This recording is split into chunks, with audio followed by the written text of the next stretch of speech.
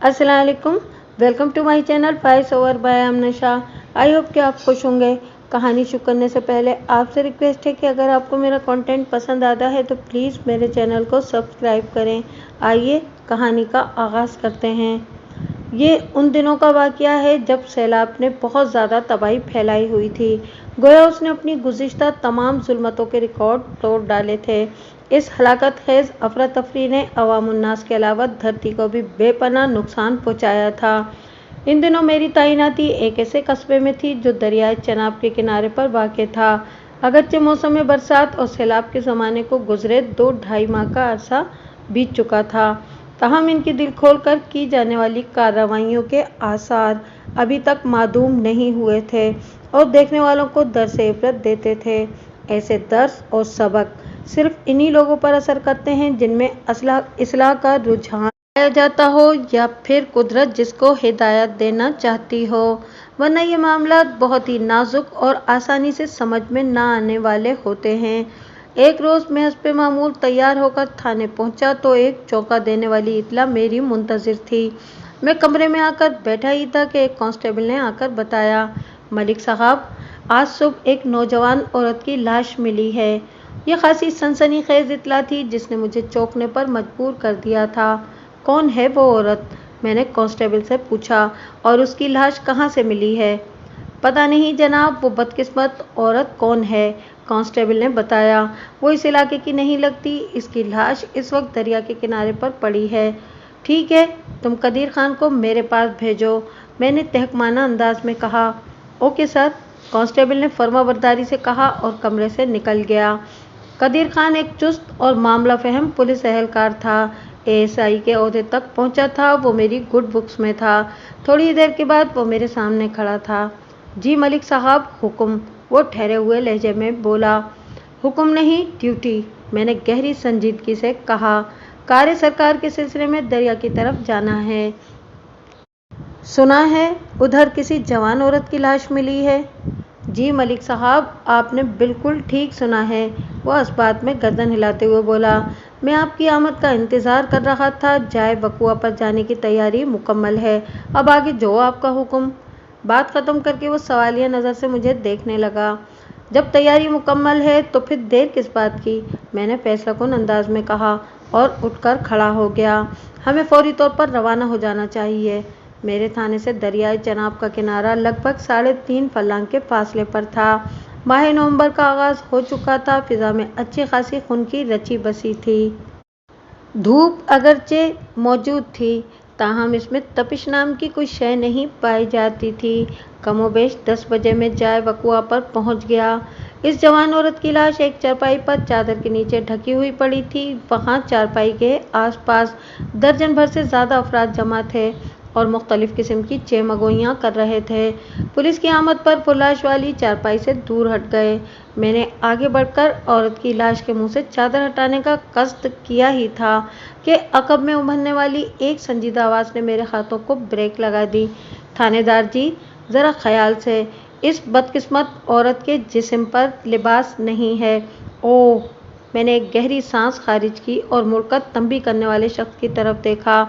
इसकी उम्र 50 के आसपास रही होगी। उसने तहमद के ऊपर पापलेन का कुर्ता पहन रखा था। सूरज शक्ल से वो कोई खेत मजदूर नजर आता था। मैंने जब सवालिया नज़र से उसकी तरफ देखा तो वो जहांदीदा शख्स मेरी निगाह के मफहूम को फौरन भाप गया और जल्दी से बोला, थानेदार साहब, मेरा नाम अल्लाह बख्श है। दरिया से मछलियाँ पकड़कर इन्हें बाजार में फ़रोख्त करना मेरा रोज़गार है। इस औरत की लाश सबसे पहले मैंने ही देखी थी। मैंने अल्लाह बख्श मछेरे को गर्दन की जुम्बिश से अपने पास बुला लिया और बाआहिस्तगी इस बदनसीब औरत के चेहरे पर से चादर हटा दी। अगले ही लम्हे मुझे हैरत का एक झटका लगा। इसमें हैरत और अफसोस का अंसर दोनों शामिल थे। इस बदकिस्मत की उम्र 20 और 25 के दरमियान रही होगी। अगरचे इसकी आंखें बंद थीं, ताहम चेहरे के नकूश से वो एक खूबसूरत और पुरकशिश औरत नजर आती थी। इसके बेजान चेहरे पर अजियत के आसार मुंजमद होकर रह गए थे, जिससे अंदाज़ा होता था कि इसकी जान बड़े कर्बनाक हालात में निकली होगी। अपनी ज़िंदगी के आखिरी लम्हात में वो कसम पुरसी और लाचारी की इंतहा को छू गई होगी। अल्लाह बख्श के अलावा एएसआई कदीर खान भी मेरे नज़दीक ही खड़ा था। اس نے خیال آرائی کی۔ ملک صاحب، مجھے تو یہ خودکشی کا معاملہ لگتا ہے۔ اس عورت نے دریا میں کود کر اپنی جان دے دی ہے۔ قدیر خان، میں نے نفی میں گردن ہلاتے ہوئے کہا، میں تم سے اتفاق نہیں کر سکتا۔ اس عورت کے چہرے پر موجود کرب سے اندازہ ہوتا ہے کہ اسے اذیت دے کر موت کے گھاٹ اتارا گیا ہے۔ یہ خودکشی کا کیس نہیں ہو سکتا۔ اس عورت کو باقاعدہ ایک سوچے سمجھے منصوبے کے تحت قتل کیا گیا ہے۔ تھانے دار جی، آپ بالکل ٹھیک کہہ رہے ہیں، اللہ بخش مچھیرا میری بات کی تائید کرتے ہوئے بولا۔ میرا پانی کے ساتھ سال ہا سال کا ساتھ ہے۔ دریا میں ڈوب کر مرنے والوں میں زیادہ تعداد ان افراد کی ہوتی ہے جو شوقیہ وہاں نہانے جاتے ہیں اور انہیں تیراکی کا زیادہ تجربہ نہیں ہوتا۔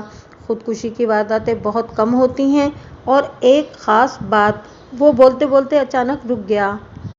میں کہہ رہا تھا کہ وہ ادھوری بات کو مکمل کرتے ہوئے بولا، خاص بات یہ کہ خودکشی کرنے والا چاہے مرد ہو یا عورت، وہ بنا کپڑوں کے دریا میں چھلانگ نہیں لگاتا۔ اللہ بخش مچھیرے نے بڑی نکتے کی بات اٹھائی تھی۔ تھوڑی دیر پہلے جب میں نے مردہ عورت کے چہرے سے چادر اٹھانے کے لیے اپنا ہاتھ آگے بڑھائے تھے تو اللہ بخش نے مجھے بتایا تھا کہ عورت بے لباس ہے۔ عورت کی لاش کو دریا سے نکالنے کا سہرا اللہ بخشی کے سر جاتا تھا۔ ایک فوری خیال کے تحت میں نے اس کی آنکھوں میں دیکھتے ہوئے سوال کیا، اللہ بخش، تم نے کب اور کیسے اس عورت کی لاش کو دریا سے نکالا تھا؟ جناب، میں اپنے معمول کے مطابق آج بھی صبح اپنے جال اور دیگر ساز و سامان کے ساتھ مچھلیاں پکڑنے دریا پر پہنچا تھا، وہ بڑے اعتماد سے وضاحت کرتے ہوئے بولا۔ پھر جیسے ہی میں نے جال کو دریا میں پھینکنے کا ارادہ کیا، میرے دماغ کو ایک جھٹکا سا لگا۔ حیرت اور الجھن نے مجھے جال پھینکنے کی مہلت نہیں دی اور میں دیدے پھاڑ پھاڑ کر دریا کے اس حصے کو دیکھنے لگا جہاں اس عورت کی بے لباس لاش پڑی تھی۔ موسم سرما کا آغاز ہو چکا ہے، اس لیے دریا میں پانی کا وہ بہاؤ دیکھنے میں نہیں آتا جو موسم گرما میں نظر آتا ہے۔ دریا کی سست روی کے باعث اس عورت کی لاش کنارے پر آ لگی تھی۔ یہ دریا کا وہی حصہ تھا جہاں میں جال ڈال کر مچھلیاں پکڑتا ہوں۔ لمحاتی توقف کر کے اس نے گہری سانس لی، پھر اضافہ کرتے ہوئے بولا، آپ میرے ساتھ آئیں، میں آپ کو وہ مقام دکھاتا ہوں جہاں اس عورت کی لاش آ کر رک گئی تھی۔ میں ضرور اس جگہ کا معائنہ کروں گا، لیکن پہلے چند ضروری باتیں ہو جائیں۔ میں نے اس بات میں گردن ہلاتے ہوئے کہا، پھر مچھیرے سے پوچھا، کیا تم نے اکیلے ہی اس عورت کی لاش کو دریا سے نکالا تھا یا کسی اور نے بھی اس سلسلے میں تمہاری مدد کی تھی؟ تھانے دار جی، میں ایک بے لباس عورت کو دیکھ کر بہت زیادہ گھبرا گیا تھا، وہ ایک جھرجھری لیتے ہوئے بولا۔ قریبی کھیتوں میں چند لوگ کام کر رہے تھے، میں نے آوازیں دے کر انہیں اپنے پاس بلا لیا۔ ایک بندہ بھاگا بھاگا اپنے گھر کی طرف گیا اور ایک چارپائی اور چادر اٹھا لایا۔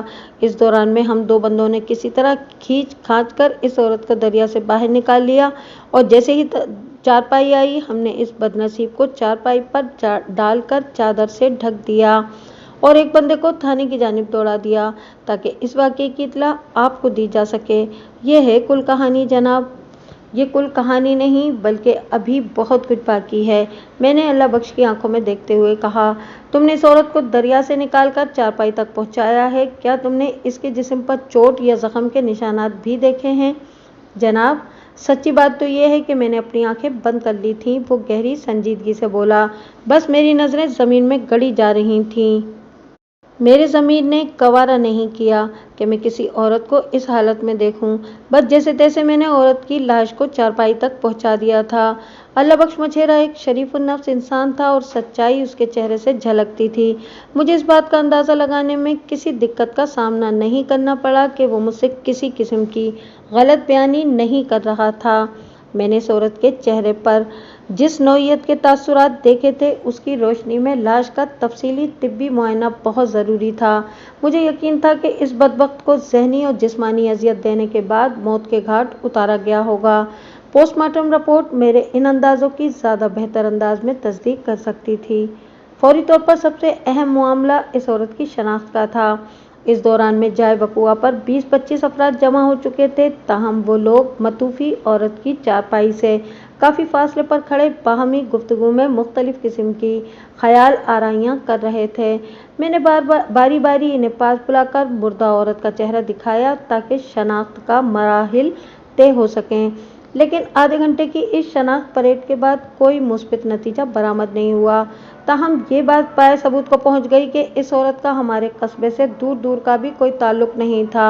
चनाब का बहाव मशरिक से मगरिब की सिमत था। इसका मतलब था कि वो नामालूम मकतूला बालाई तरफ से पानी के साथ बहते हुए हमारे इलाके में पहुंची थी। मेरी मालूमात के मुताबिक मशरकी जानिब यानी दरिया के बालाई हिस्से की तरफ सबसे नज़दीकी गांव लगभग 8 मील के फासले पर वाक़ था। इस गांव का नाम करम कोट था। वहां का करता धरता नंबरदार राना नवाज मेरे शनासाओं में शुमार होता था। अगर ये फर्ज कर लिया जाता कि इस नामालूम औरत की लाश को करम कोट के इलाके से दरिया बुर्द किया गया था तो फिर मुझे तफ्तीश के लिए करम कोट का रुख करना था। अगर इधर भी इस औरत के हवाले से कोई सुराग न मिलता तो फिर मशरक़ बईद यानी मज़ीद पीछे की तरफ जाना था, क्योंकि ये बात तो तय थी कि औरत की लाश मशरक़ी सिमत से बहते हुए हमारे इलाके में पहुंची थी और करमकोट से हमारे कस्बे के दरमियान और कोई गांव देहात नहीं पड़ता था। मैंने अल्लाह बख्श से पूछा, तुमने लगभग कितने बजे औरत की लाश को देखा था? 7 बजे होंगे जी, उसने एक लम्हा सोचने के बाद जवाब दिया। मैं इसी वक्त दरिया पर पहुंचा था जनाब। इन दिनों दरिया पूरी तरह पानी से भरा हुआ नहीं था, जिसकी वजह से पानी की रफ्तार खासी सुस्त नजर आ रही थी। मेरे मोहतात अंदाजे के मुताबिक दरिया के पानी की रफ्तार 5-6 मील फी घंटा रही होगी। अगर मछेरे अल्लाह बख्श ने 7 बजे इस नामालूम औरत की लाश को दरियाफ्त किया था तो इसका मतलब यही था कि 5 बजे के बाद ही इस बदकिस्मत को करमकोट से दरिया बुर्द किया गया होगा। करमकोट के हवाले से ये मेरा कयास था। ऐन मुमकिन था कि वो औरत दूर कहीं पीछे से पानी में बहते हुए हमारे इलाके में पहुंची हो, और ये भी कोई ज़रूरी नहीं था कि वो हमारे इलाके में पहुंचते ही अल्लाह बख्श की नज़र में आ गई हो। यह भी हो सकता था कि वो लाश अल्लाह बख्श की आमद से बहुत पहले वहां पहुंच गई हो। अल्लाह बख्श, मैंने मछेरे की तरफ देखते हुए कहा, तो मुझे वो जगह दिखाओ जहां से इस औरत की लाश को निकाला गया है। आए जी मेरे साथ, वो इस बात में गर्दन हिलाते हुए बोला और दरिया के किनारे की जानिब कदम बढ़ा दिए। मैंने एएसआई कदीर खान को चरपाई के पास रुकने के लिए कहा और ख़ुद अल्लाह बख्श की तकलीद में दरिया की सिमत बढ़ गया। वो मुझे अपने साथ इस मकाम तक ले गया जहां खड़े होकर वो दरिया में जाल फेंका करता था। मैंने यहाँ खड़े खड़े इस औरत की लाश देखी थी थानेदार साहब, वो दरिया के अंदर उस जगह की तरफ इशारा करते हुए बोला, वहाँ पड़ी थी वो। मैंने मछेरे के इशारे की तकलीद में निगाह दौड़ाई तो चौंक उठा। अल्लाह बख्श एक टीकरी पर खड़े होकर दरिया में जाल फेंका करता था। वो जहाँ जाल डालता था वहाँ दरिया के कटाव की वजह से एक नन्ही मुन्नी सी खाड़ी बन गई थी और पानी भी रुका हुआ था। इसी रुके हुए पानी की वजह से वहाँ मछलियाँ आकर जमा हो जाती होंगी। अगर इस औरत की लाश इस कटाव वाले मकाम से मिली थी तो फिर ये कहना या बताना आसान नहीं था कि वो कब वहाँ पहुँची होगी। ऐन मुमकिन था वो लाश सरे शाम ही वहाँ आकर फंस गई हो।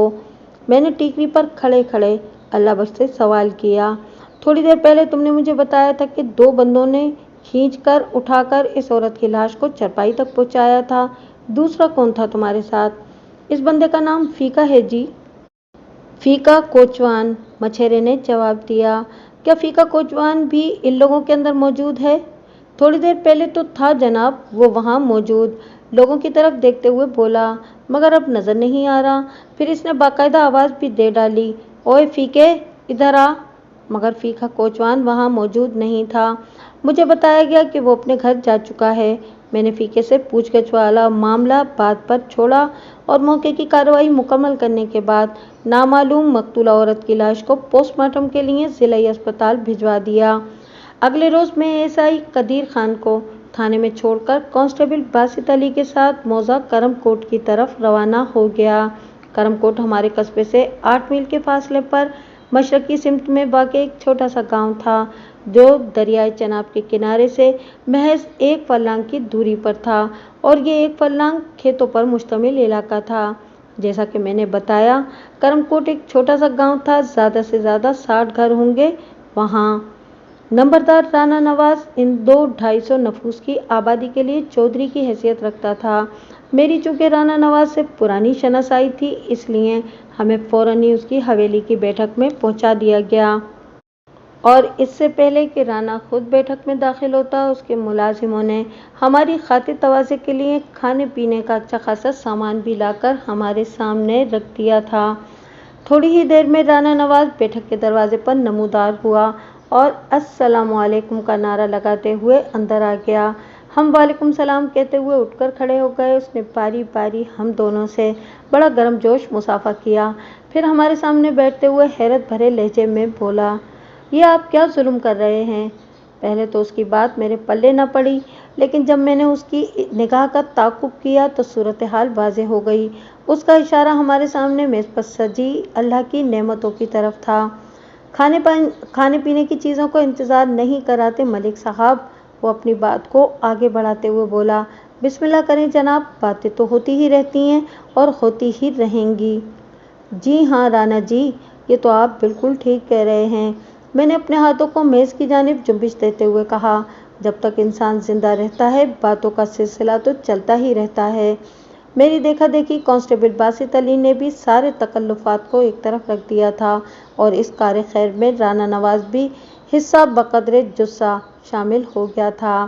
رانا ڈیل ڈول والا ایک ہٹا کٹا شخص تھا اور اسے کھانے اور کھلانے کا بہت شوق تھا۔ یہ بات میرے تجربے میں آئی ہے کہ جن لوگوں کو کھانے کا ذوق ہوتا ہے وہ کھانا پکانے کے بھی بہت شوقین ہوتے ہیں۔ رانا بھی بدست خود بہت سی ڈشیں بنانے میں ید طولہ رکھتا تھا، جن میں پائے کا نمبر سب سے اوپر تھا۔ لگتا ہے کسی خاص معرکے پر آج آپ نکلے ہوئے ہیں؟ رانا نے سوالیہ نظر سے مجھے دیکھتے ہوئے کہا، کسی خطرناک مجرم کو کھوجتے ہوئے آپ یہاں پہنچے ہوں گے، ورنہ؟ اس نے لمحاتی توقف کر کے ٹٹولنے والے انداز میں مجھے دیکھا، پھر بات مکمل کرتے ہوئے بولا، ورنہ آپ کے پاس اتنی فرصت کہاں کہ صرف میل ملاقات کے لیے آپ باوردی میرے پاس چلے آئیں؟ آپ کا اندازہ بالکل درست ہے رانا جی، میں نے گہری سنجیدگی سے کہا، یہ پیشہ ورانہ مصروفیت کہیں آنے جانے اور ملنے ملانے کا موقع نہیں دیتی۔ اس وقت بھی میں کار سرکار پر ہی ہوں، مگر یہ کسی خطرناک مجرم کی گرفتاری کا معاملہ نہیں ہے، بلکہ تلاش گمشدہ کا قصہ ہے۔ تلاش گمشدہ؟ اس نے الجھن زدہ نظر سے مجھے دیکھا اور بولا، یہ کس قسم کا قصہ ہے؟ میری سمجھ میں تو کچھ بھی نہیں آیا۔ میں سمجھاتا ہوں، میں نے ایک گہری سانس خارج کرتے ہوئے کہا، میرے اندازے کے مطابق کرم کوٹ کی آبادی 200-250 افراد سے زیادہ نہیں ہوگی۔ جی آپ کا اندازہ بالکل درست ہے ملک صاحب، وہ اس بات میں گردن ہلاتے ہوئے بولا، 250 نہیں تو زیادہ سے زیادہ 300 ہوگی۔ اللہ آپ کا بھلا کرے رانا جی، میں نے اپنی بات کو آگے بڑھاتے ہوئے کہا، ان 300 میں سے اگر ہم ایسے 100 افراد کو الگ کر دیں جن کی عمریں 15 یا اس سے کم ہیں تو باقی 200 رہ جائیں گے، ہے نا؟ جی بالکل، اس نے مختصر سا جواب دیا اور سوالیہ نظر سے مجھے دیکھنے لگا۔ میں نے کہا، رانا جی ہم فرض کر لیتے ہیں کہ باقی بچے رہنے والے 200 افراد میں 100 عورتیں اور 100 مرد ہیں۔ ان 100 عورتوں میں سے مجھے ایک ایسی جوان عورت کی تلاش ہے جو خوبصورت اور دلکش بھی ہو، مگر اس وقت گاؤں میں موجود نہ ہو۔ تلاش گمشدہ کے الفاظ میں نے اسی عورت کے لیے استعمال کیے ہیں۔ مگر وہ ہے کون؟ وہ سرسراتی ہوئی آواز میں بولا، یہ تو آپ پتہ کر کے بتائیں گے رانا جی، میں نے اس کی آنکھوں میں دیکھتے ہوئے کہا، آپ کرم کوٹ کے کرتا دھرتا ہیں، گاؤں کی 100 عورتوں کو چیک کرا کے یہ معلوم کرنا کہ ان میں سے کون گاؤں میں موجود نہیں، یہ آپ کے لیے مشکل تو نہیں ہوگا؟ بالکل مشکل نہیں ہے ملک صاحب، وہ ٹھہرے ہوئے لہجے میں بولا، میں 1 گھنٹے کے اندر اندر یہ معلومات حاصل کر لوں گا، مگر آپ بھی بجھارتیں نہ ڈالیں، صاف صاف بتائیں کہ تلاش گمشدہ کے پیچھے کون سی کہانی ہے۔ میں نے نہایت ہی مختصر مگر جامع الفاظ میں رانا نواز کو صورتحال سے آگاہ کر دیا۔ اس نے نہایت ہی توجہ سے میری بات سنی، پھر ایک طویل سانس خارج کرتے ہوئے بولا، تو اس کا مطلب یہ ہوا کہ میرے پنڈ کی کسی عورت نے دریا میں کود کر خودکشی کی ہے؟ خودکشی نہیں رانا جی، قتل کہیں، میں نے ایک ایک لفظ پر زور دیتے ہوئے کہا۔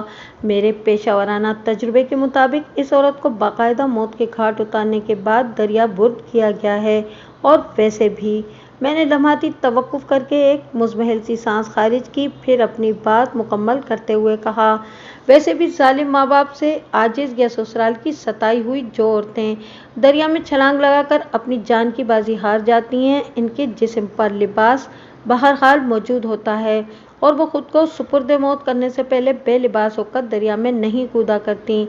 आप मेरी बात को समझने की कोशिश करें राणा जी। वो गहरी सोच में डूब गया, फिर सरसराते हुए लहजे में बोला, आपकी बात में वजन है मलिक साहब।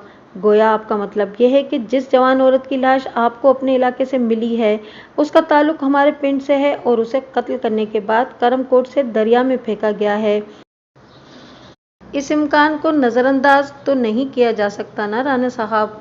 मैंने बदस्तूर उसकी आंखों में देखते हुए मजबूत लहजे में कहा, हमारे इलाके से लाश मिलने का मतलब यह है कि वो कहीं पीछे से बहते हुए वहां तक पहुंची है। इस जानिब सबसे पहले आपका गांव करमकोट ही पड़ता है, इसीलिए मैंने तफ्तीश का आगाज यहाँ से किया है। आप अपने गाँव को चेक तो कराएं। राणा नवाज नंबरदार ने माकूलियत का मुजाहरा करते हुए अपने 2 खास बंदों को बुला लिया, फिर इन्हें मेरे सामने ही हंगामी हिदायत देकर रवाना कर दिया। इन बंदों ने राणा को यकीन दिलाया था कि आधे घंटे के अंदर अंदर वो रिपोर्ट पेश कर देंगे। हमारे दरमियान दोबारा इस नामालूम मकतूला औरत के हवाले से गुफ्तगू शुरू हो गई। ये भी तो हो सकता है मलिक साहब, राणा नवाज ने गहरी संजीदगी से कहा, इस बदनसीब औरत को कहीं पीछे से दरिया में फेंक दिया गया हो। बिल्कुल बिल्कुल ऐसा हो सकता है, मैंने ताइदी अंदाज में गर्दन हिलाते हुए कहा, लेकिन तफ्तीश का तकाजा यही है कि मैं सबसे पहले आपका गांव चेक करूं। अगर यहां से क्लियरेंस मिल जाती है तो फिर मैं मजीद पीछे जाऊंगा। मलिक साहब, फिर तो आपके लिए बड़ी मुश्किल हो जाएगी। वो तशवीश भरी नज़र से मुझे देखने लगा। कैसी मुश्किल राणा जी? मैंने उलझनज़दा अंदाज में पूछा। हमारे गांव से आप ऊपर मशरिक की तरफ जाएंगे तो पहला गांव 10 मील के फासले पर पड़ेगा, वो वजाहत करते हुए बोला। फिर इसके बाद अगला गांव 15 मील पर है, इससे अगला गांव 8 मील दूर, और इसके बाद फिर बॉर्डर तक कोई गांव नहीं है। क्या आप इस औरत का अता पता ढूंढते हुए बॉर्डर क्रॉस करके इंडिया जाने का इरादा रखते हैं? मैं ना तो कोई ऐसा इरादा रखता हूँ और ना ही इंशाअल्लाह इसकी ज़रूरत पेश आएगी, मैंने बड़े एतमाद के साथ कहा। इस नामालूम मकतूला औरत का ताल्लुक इसी धरती से है, और जहाँ तक मुश्किल हो जाने का सवाल है तो मैंने फ़र्ज़ की बजा आवरी के दौरान में कभी आसान और मुश्किल में फ़र्क नहीं किया। अल्लाह आपको इस मिशन में कामयाबी अता फरमाए, राना ने खुलूस से दिल से कहा। मैंने इसके खुलूस को खिराज तहसीन पेश करते हुए आमीन कहा। थोड़ी देर में राना नवाज के बंदे वापस आ गए। राना ने बारी बारी इनके चेहरों का जायजा लिया, फिर तहकमाना अंदाज में पूछा, क्या रिपोर्ट है? सब ठीक ठाक है राना साहब, उनमें से एक ने बताया। ठीक ठाक से तुम लोगों की क्या मुराद है? राना ने सवाल किया। मतलब ये जी कि गांव की सारी औरतें अपने अपने घरों में मौजूद हैं, राना को बताया गया, इनमें से कोई एक भी कम नहीं। जब नंबरदार अपने बंदों को इस मिशन पर भेज रहा था तो इन्हें इस मामले की संगीनी के बारे में मुख्तसरन बताकर यह हिदायत भी कर दी गई थी कि किसी को कुछ पता नहीं चलना चाहिए। यानी राना के वो दोनों बंदे इस बात से वाकिफ थे कि कल सुबह हमारे इलाके में दरिया में से किसी खूबसूरत और दिलकश औरत की लाश मिली है। एक फौरी ख्याल के तहत मैंने राना से पूछा, राना जी, आज नवंबर की 6 तारीख है। इस बदनसीब औरत की लाश हमें पिछले रोज़ यानी 5 नवंबर की सुबह मिली थी, और उसकी हालत से अंदाज़ा होता है कि इसे 4 नवंबर की तारीख में किसी वक्त मौत के घाट उतारा गया है। राना सवालिया नज़र से मुझे देखते हुए बोला, इससे आपका क्या मतलब है जनाब? मतलब बहुत सीधा और वाज़ेह है राना जी, मैंने ठहरे हुए लहजे में कहा। एक मोहतात अंदाजे के मुताबिक इस नामालूम औरत की मौत 4 नवंबर को वाक़ हुई थी। आप लोगों की रिपोर्ट के मुताबिक इस वक्त गांव की सारी औरतें अपने अपने घरों में मौजूद हैं। ये भी तो हो सकता है कि 2-3 या फिर 4-5 दिन पहले कोई जवान औरत किसी दूसरे इलाके से करमकोट आई हो और फिर वापस ना गई हो। मेहमानों के हवाले से भी गाँव को चेक करना बहुत ज़रूरी है। मैं आपकी बात को समझ गया हूँ थानेदार साहब, राना के बंदों में से एक ने बड़े एहतराम से कहा। हमने इस बात को जहन में रखते हुए भी पूछगछ की है। फिर इस पूछगछ का क्या नतीजा बरामद हुआ? मैंने इस शख्स के चेहरे पर निगाह जमाते हुए पूछा। कोई ख़ास बात सामने आई? जी हाँ, वो इस बात में गर्दन हिलाते हुए बोला। एक बात पता तो चली है, लेकिन मेरा ख्याल है कि इसमें ऐसा कुछ ख़ास नहीं है। इसमें कुछ ख़ास है या नहीं, इसका फ़ैसला मैं खुद कर लूँगा, मैंने ठहरे हुए लहजे में कहा। तो मुझे बताओ कि वो बात है क्या? मलिक साहब, मेरे बहुत पुराने दोस्त हैं, मैं इन पर बहुत भरोसा करता हूँ, और ये भी मुझ पर भरोसा करके ही यहाँ आए हैं। नंबरदार नवाज ने अपने बंदे से कहा, तुम हर बात साफ साफ इनको बता दो। ठीक है जी, मैं आपका हुक्म सर आंखों पर। वो राना नवाज की तरफ देखते हुए बोला, मैं थानेदार साहब को सब कुछ बता देता हूँ। मैं सीधा होकर बैठ गया। राना के बंदे ने जो तफसील बताई उसका लुब्बे लुबाब कुछ इस तरह था कि करमकोट के एक घर में एक हफ्ता पहले एक जवान और खूबसूरत औरत आई थी। वो चंद दिन इस घर में रही, फिर 2 रोज़ पहले वो कहीं चली गई थी। वो खूबसूरत औरत कहाँ से आई थी, किसके घर में आई थी और फिर कहाँ चली गई? मैंने इस आदमी के खामोश होने पर एक ही सांस में मुत्तईद सवालात कर डाले। इसके जवाब के मुताबिक वो खूबसूरत औरत रहमत चाची के घर में आई थी और इस रहमत चाची का घर करमकोट के आखिरी किनारे पर जोहड़ के सामने वाक़ था। इस आदमी ने बात मुकम्मल की तो मैंने राना नवाज की तरफ देखते हुए कहा, राना जी, मैं अभी और इसी वक्त रहमत चाची से मिलना चाहता हूँ। राना ने अपने आदमी की तरफ देखा और पूछा, तुम सिराजे की माँ की बात कर रहे हो ना? मज़कूरा आदमी ने इस बात में गर्दन हिला दी। जी राना जी। मलिक साहब, राना मेरी जानिब मुतवज्जह होते हुए बोला, ये चाची रहमतें अपने बेटे सिराजुद्दीन के साथ गांव के आखिरी सिरे पर रहती है।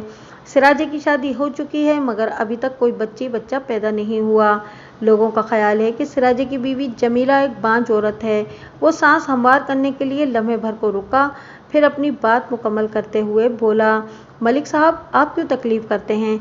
मैं बंदे को भेजकर चाची रहमतें बल्कि इसके घर के सारे लोगों को इधर हवेली ही में बुला लेता हूँ। फिर आप इनसे जी चाहे जितनी भी पूछ परतीत करते रहना। नहीं, ये मुनासिब नहीं होगा। मैंने कतई लहजा इख्तियार करते हुए कहा, मैं खुद जाता हूँ और रहमतें के घर। आप अपने बंदे को मेरे साथ भेज दें ताकि वो घर की निशानदही कर सके। नंबरदार ने मेरा अटल अंदाज देखा तो बहस नहीं की और अपने बंदे को हमारे साथ रवाना कर दिया। हम हवेली से बाहर आए तो सिद्दीक कोचवान ने मुझसे पूछा, मलिक साहब, मेरे लिए क्या हुक्म है? शायद मैं एक बात का जिक्र करना भूल गया था कि हम एक टांगे पर सवार होकर करमकोट आए थे। सिद्दीक इसी टांगे का कोचवान था। ये रफ़ीक उर्फ फीका कोचवान का बड़ा भाई था। रफ़ीक कोचवान से अभी तक मेरी मुलाकात नहीं हो सकी थी। ये वही शख्स था जिसने मछेरे अल्लाह बख्श के साथ मिलकर इस नामालूम औरत की लाश को दरिया से निकाला था।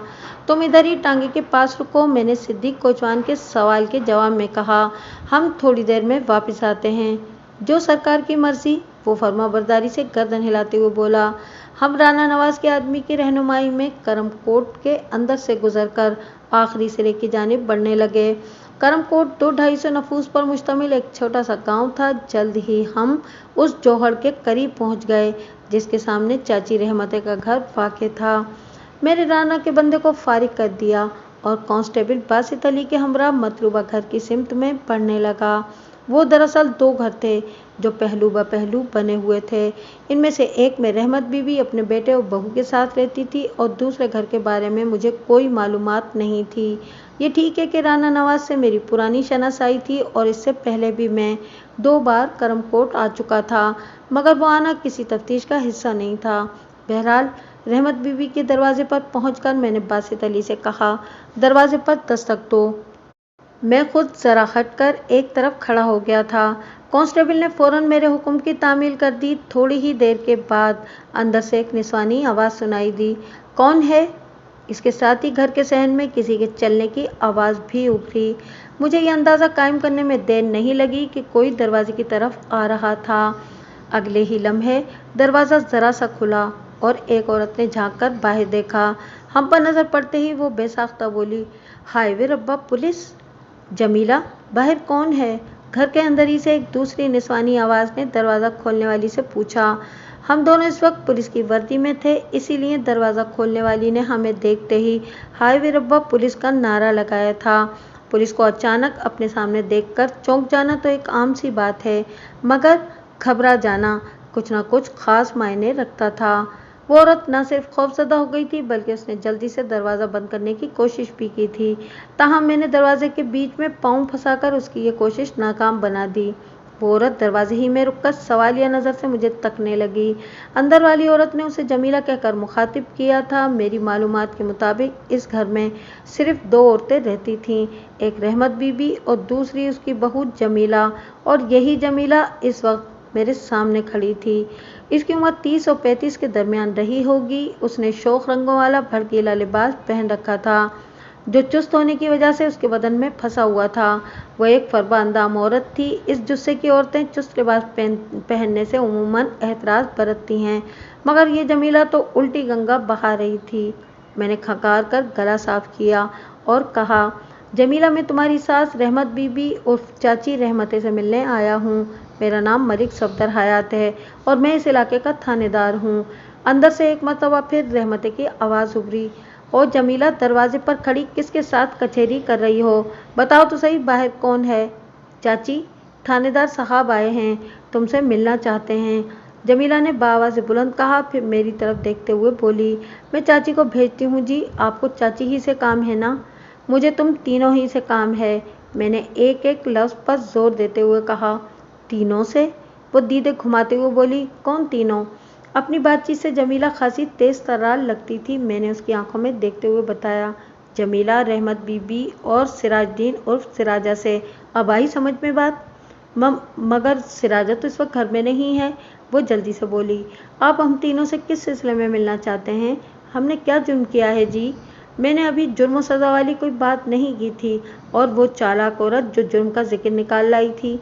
मैंने बदस्तूर उसकी आंखों में झांकते हुए सपाट आवाज़ में कहा, जमीला, किसने किया जो जुर्म किया है, और इस जुर्म की क्या सज़ा होना चाहिए? इस बात का फैसला तो बाद में होगा। फ़िलहाल मैं तुम लोगों से बहुत ज़रूरी बातें करना चाहता हूँ, और ये ज़रूरी बातें यूँ गली में खड़े खड़े नहीं हो सकती। क्या तुम्हारे घर में बैठने की कोई जगह नहीं है?